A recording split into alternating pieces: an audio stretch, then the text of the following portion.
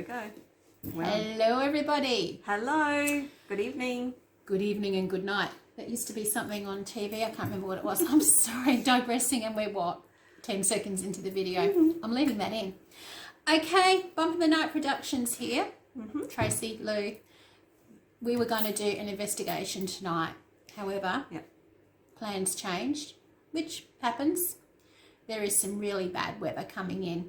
So that gave us the other idea to talk to you tonight about a experience Lou had at her house a couple of nights ago and what we did to find out who they, and I say they, were. I'm going to let you start it off. Oh, okay. So it's the middle of the night and I'm fast asleep, probably snoring, who knows. And I have been known to do that. Oh, sorry. Stupid phone. Put it on silent. Okay. And yes, I was lying in bed and something woke me up. So the something or someone was crawling on my bed. They were crawling. I could feel like a heavy presence on my bed, and they were moving on to my legs. And it woke me up, like the weight of whatever it was on my legs. And I screamed out, sat up, and went like this to shoo them off my leg. I said, get away or leave me alone, something like that. I can't remember exactly. And Lou can't see because she sleeps with a sleep mask on at night. Yeah, so I always have a sleep mask. I've already got this mental picture in my head of what she looked like, and I thought it was quite funny at first. But and obviously it was pitch dark, so there was no lights on or anything. So anyway, but yes, I did have my eye thing on, and so I didn't see anything. So I laid back down, and then straight away it was back again, like it was on me. And again, obviously I shooed it away, and but because I was half asleep, I was awake though, because I woke myself up by screaming out. That's what woke me up, and I sat up in bed. So I lay back down, and I must have just conked out. So anyway, it was quite disturbing to have that happen. But didn't you have something earlier in the day? Oh, the yes. ghost tube. Yes, I did. So sorry. Thank you for reminding me, Trace. You're welcome. Yeah. So I was sitting making some threads, extensions. That's what I do for a living. The Tourmaline Tree. Go check it out on Instagram and Facebook and TikTok. Yes, the Tourmaline Tree. So I was sitting out in my sunroom, which is adjacent to my bedroom. I was sitting there making the dreads, and I had some ringing in my left ear. Now, I'm really becoming obviously more attuned to spirits and etc. in the past couple of years, being out with Tracy. You know the difference. And I thought, oh, there's someone here. So I just put on my phone the ghost tube, and I had it sitting there while I was working. And I had 3 names come through. There was quite a bit of chatter. And I had the words Amy, Bruce, and Terry, thank you. I was going to say Larry for some reason. Just a good chat with him. Yeah. So three people's names that were around me. I tried to communicate with them. There was a few words that came up, but not anything that really made any sense. Just words. So yeah, I had a chat with them for a little bit, and then I turned off. But I didn't think any more of it.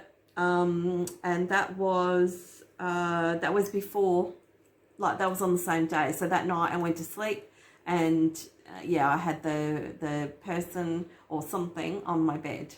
And then you let me know the day after. I did. So the next day Tracy was at work, and then I messaged her. I said, oh, you call me when you can. So she rang me, and we were on the phone for probably an hour and a half, maybe, probably a bit longer on Facebook Messenger. Tracy was working with me through about these people and why they were there, who are they, etc. So I'm not going to tell you any more about that, because Tracy's going to tell you what she did for me. But I haven't had any disturbances since. But yeah, it was it just more or less, it actually annoyed me more than anything, because I was fast asleep to be woken up. We're not good sleepers. No, we're not. So you know what? If you interrupt much needed sleep, whether you're a cat, a spirit, or whatever, yeah, you're not going to get hello, how are you? All right, you're going to get a please bugger off. I'm tired. Exactly. So anyway, the thing that bothered me the most about this was one that Lou had been physically woken up by something on her bed and she felt it on her legs, pressure on her legs. Mm-hmm. Secondly, Lou is getting a lot more in tune with spirit now and she's picking up and sensing a lot more stuff. Yes. So the week beforehand or so, I was around at her place and we were watching a movie with another friend of hers, and when I went to her laundry to use the toilet, I heard a disembodied woman's voice in my ear twice. Mm-hmm. And I did mention that to Lou, and I said it might be your grandmother, it could, who knows. So I suggested to Lou, what if I do a pendulum session, and while I'm doing the session I record it on Messenger and send them to you as I'm doing it, so then you can actually read the messages and respond, which is what we did. Like, it worked really good. So actually. I forget what, it was probably about 10:30 at night anyway. So I went and got my pendulum board and sat here and called out to my guardians, my angels and my protectors of all four corners of the universe and everything else. And I opened the session asking about these three people. And my first thing that I said to them, I think, was, could you all point to the initials of your first name? And the pendulum did exactly that. It did A, then it did B, and then it did the T. So that was for their names. And I'm like, okay, cool. So we were trying to think of more questions to ask, and at one stage I did ask whether I thought they were from Yulee Cemetery. That was just something that I thought could have been a possibility, because not all the death records and the history of burials and stuff there are, were current at the time. So I'm trying to think of really old places we've been to, or places where we might have made a connection, and I wasn't getting any responses in regards to that. They were all no answers. At one stage, they were kind of messing around a bit with the pendulum and I wasn't getting anything definitive. So I sort of said to them, listen up, if you're going to respond, then you need to respond truthfully, because you won't be able to do otherwise here, because my guardians and my protectors will not allow you. You need to be truthful. The moment I said that, it all changed. Yeah. So all of a sudden I had this inkling about Port Adelaide, which we had done a couple of weeks before with Mason. We went to the old police station and the jail cell. We got access to the visitor centre there in the daytime when it was open, and then we went and did an investigation there at night at the back of the building. Yep. And we got stuff there. You can hear the disembodied voice in my camera that says when I want to talk, and it's a male voice that's got a bit of an accent that said, you know, F off or whatever it was, and a few other bits and pieces. Then we went to Port Dock Hotel. We had stuff there. Mm-hmm. Got the channel up on the TV there as a backdrop, you know. Bit of shameless plugging. Why not? Then we went to Harts Mill. Now, even though Lou and I have been to all these places before, we wanted to take Mason because we wanted to see what he picked up on without us telling anything. Yeah. And he picked up on stuff as well, which was really cool. Yeah. Excuse me. So I asked on the pendulum, first thing I did ask them all, I said, do you all know each other? No. No, they don't know each other. So then I asked the question, I said, are you all from Port Adelaide? And the pendulum swung, yes, like it swang. Yeah. And I'm recording everything that I'm saying so Lou can hear it on the other end when I send it through Messenger. Mm. So then I closed the session and FaceTime Lou, and I said, listen, I think we need to tackle each person tonight that's come through and try and find out who they are and if there is something relevant as to why they've come through, because I believe that because they said they were watching you, didn't they? Yeah, they did. They gave their names and they said watching you. They did. When I was doing the ghost tube at home, they said they were behind me and watching you. Yeah. Yeah. At first I thought it might have been something significant in the area that she lives in, because there is a significant landmark in around the area that we live in. But that was nothing to do with that, so that's fine.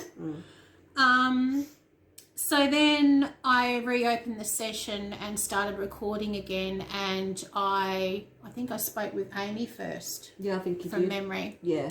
Yeah. So her answers were accurate, but they were almost like I could almost picture her being someone who was afraid. Someone who was afraid. So I asked a question, were you from Port Adelaide? Yes. Then I asked her, did she have a child? And I also asked her, did you used to live around near the old police station and the jail? Yes. Yeah. I asked her if she had a child. Yes. Was it a girl? No. Was it a boy? Yes. How old was your child? And the pendulum swung to between 5 and 6 years old. Yeah. I asked her, did your child die? And she said yes. I asked her, was your child murdered, killed by somebody? She said yes. And then for some reason I felt the need to ask her what she did for a living. Because let's face it, back in the day in the Port Adelaide area, if you were a single woman with a child, you didn't have a lot of options. So I said to her that I'm asking the next question not in judgment of you. I asked her, did you have to resort to prostitution to survive? And the pendulum said yes. And I said, was the death of your child because of your profession? Yes. So I'm sending all this to Lou and then pushing the messenger to start again and trying, because I don't want to break the connection I've got with her. I asked her if you found your child on the other side. She said yes. I said to her that we hold no judgment for you, that you don't need to stay here, and if you wish to move on and not come back here and visit, but just get on the next part of your soul journey, do that. Do you understand? Yes. And I said to her, and you do understand that you cannot ever go back to Lou's house again, and you're not allowed to come here? Yes. Done. Break the connection with that one. Done and dusted. Then we moved on to Bruce. Yep. Now, Bruce was really interesting. Yeah. So, when we did our investigation, excuse me, I'm getting over sinusitis and my vocal cords are all... So, when Hey, Catty. You see the cat? There's my boy. He wants to be a star. He's already a star. Hey, Rat Cat. So, Bruce, we had dinner at the Lighthouse Wharf Hotel beforehand. Yes.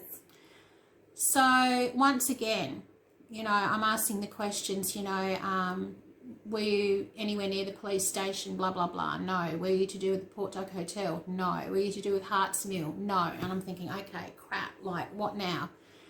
Then once again, something said, ask about the pub. Did you used to work at the pub that we had food at? Like, I named the pub. Yes. And I'm like, oh. So, again, I'm sending this all to Lou, and she's messaging me back like, oh, my God, and she's researching at the same time while we're doing this. So I said to him, I asked him his age. I said, were you 25 or under when you died? No. Were you older than 25? Yes. Were you around about 60 or so when you died? Yes. Then I just asked the obvious question, was alcohol the cause of your death? Yes. Now, the interesting thing is the very first time Lou and I ever went to that hotel to eat, which was a few months ago, and I've been there previously during the day with Bernie. Yeah. But when Lou and I went, Lou picked up on a presence in the dining room, and she told me, and I just went, that's really interesting. I said, because this place is reported to be haunted. Yeah. Now, I know there are documented things about the hauntings that go on at these establishments in Port Adelaide, but who knows how many spirits or entities haunt these locations? There's a lot. There's a ton of them. There is a bounty of them there. That was very piratey, wasn't it? That's Talking what I about Port said. Adelaide, very, Yeah. Oh, it's very, very active. Everywhere So, you go. yeah. We pick up something everywhere. And that night, we got something at every location, which blew our mind, okay? Yeah, and Masons. And let's be real, you're not always going to get stuff. You're No. not. You're just not. You might get stuff that might not even be relevant to the area that you're at. It could be spirit coming from God knows where, anywhere. Yeah. So if you can hear crunching in the background, that's my boy eating some of his biscuits. He's just stopped. Nice timing. So anyway, so Bruce apparently worked either at that particular hotel or a hotel back then, which was closer to the wharf. Now, a lot of these buildings, they moved further back because back in the day with the tidal issues and stuff, cellars and everything else got flooded out. Like half that street used to be underwater. Yeah. So people don't realise actually how built up Port Adelaide area is from how it was years ago. Yeah. So, okay, you know, I said to Bruce, right, do you understand too that, you know, now that we've established who you are and, you know, that you were there to see Lou and whatever else, you two need to move on and, you know, get on the next part of your journey. Just go be happy on the other side. Yep, all good, fine. So I had a bit of a break after those first two because by now we looked probably, what, 11:30 or so, Yeah, which is fine, which is okay. We're night owls anyway, but it's exhausting doing it. Like by the time I finished, I was wiped out. I was absolutely knackered. So that left Terry, and for some reason I don't think I mentioned this to you, but for some reason out of the three names, I felt like Terry was the one that got Lou's attention in the bed. Yeah. So I opened up the session for Terry and asked if he was here and called him through and I got a yes. And I just asked him straight out, I said, was that you trying to get Lou's attention on the bed the other night? And the pendulum just, that baby swung to a yes. And I'm like, okay, all right. Now, once again, I'm asking about the locations. Were you connected with the old police building? Nah. Port Dock Hotel, nah. Harts Mill, yes. Many years ago at Harts Mill and also the CSR. CSR? Yeah, the CSR. Yeah, sugar. The sugar mill. There were fires there. Yeah. And if you're talking about mills that have got grains and stuff like that, that stuff goes up like cannon fodder. It burns. Yeah, Harts Mill had the wheat and stuff. Yeah. And, So there was a fire there years and years ago and it burnt out all the floors in that building. Yeah. So there's no floors left in there now. Now, according to the records, it says that nobody died in the fire. But Lou and I have always had a feeling that that may not be the case, just on what we've picked up. Yeah. So I asked Terry, did you work at the mill? Yes. Did you die from complications after the fire? Like if you fought the fire, did you have smoke issues? Did you get burnt? Was there some? No. Then I just asked him, I said, were you in the building when the fire started? And he said, yes. Yeah. And I must admit, I got a bit teary when I just thought that's fucked. Yeah, because he hasn't been acknowledged at all. He hasn't been acknowledged. Now, I know some people might say, oh, but surely there would have been a register of the people who were employed there, blah, blah, blah. There might have been. But also, I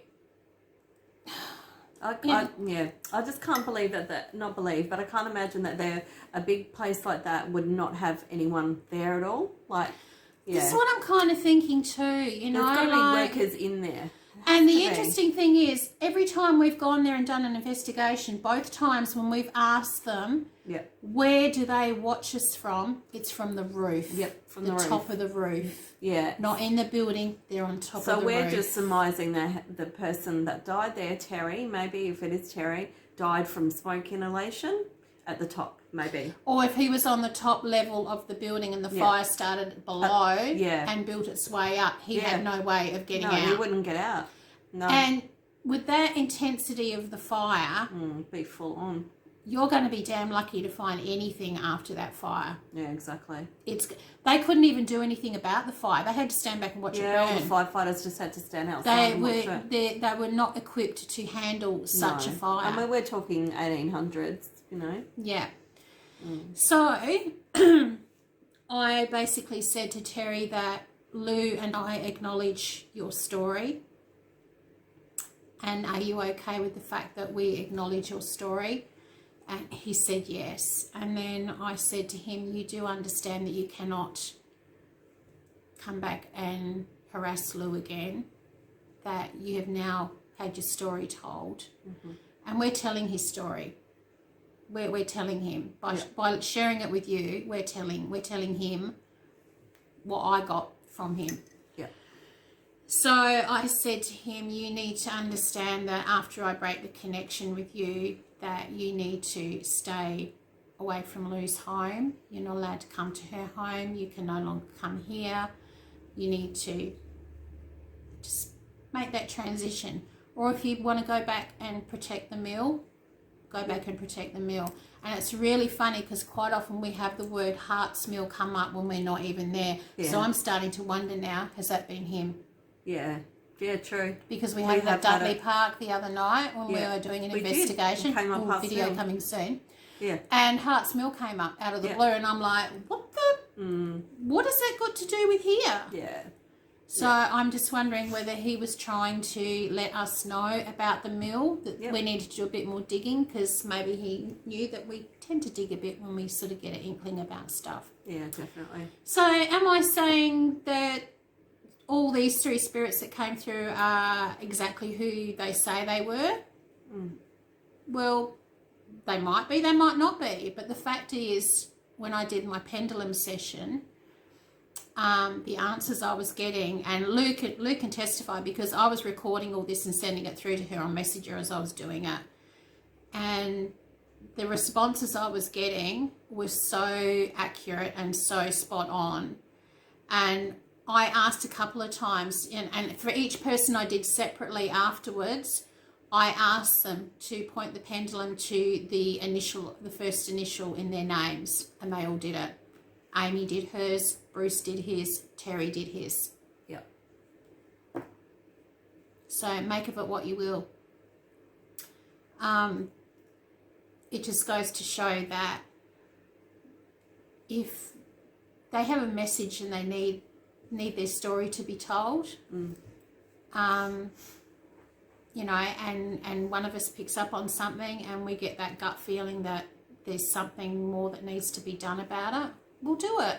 I like to think that they have gone on the next part of their journey.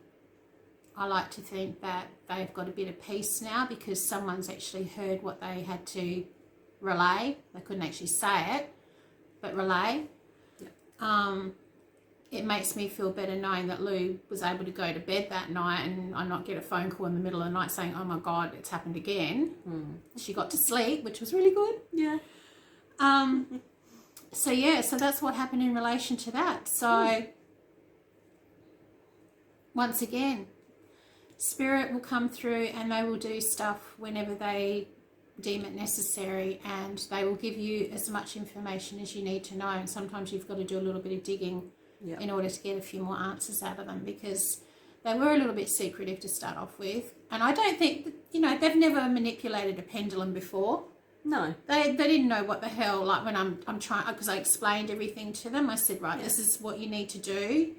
Use the energy to move it to, and I showed them everything on the board, what was there. Yep. I pointed to everything, the days of the week, the months, the numbers, everything like that, so they fully understood before we started. And got some really interesting stuff. Yep. And we were just sitting at home watching YouTube and, minding our own business, and the next minute we're doing a session over Messenger. So, go figure. So I just wanted to share that with you because I think it's really important. You get to have a little peek into some of our off-camera life. That's right. What goes on? Not everything, just a little bit. Yeah. Got to keep some mystery, right? Yeah, that's right. And after this video, we're going to be doing another one to talk about another place that we went to, which was today, Saturday. And we're going to share our thoughts on what we thought. So, on behalf of myself and me and Bernie and Mason, I wish you peace, love, harmony, prosperity. Remember, tomorrow's never promised. Do the best you can. Live your best life. And we will see you all very, very soon. Mwah. Bye. Bye. Peace out.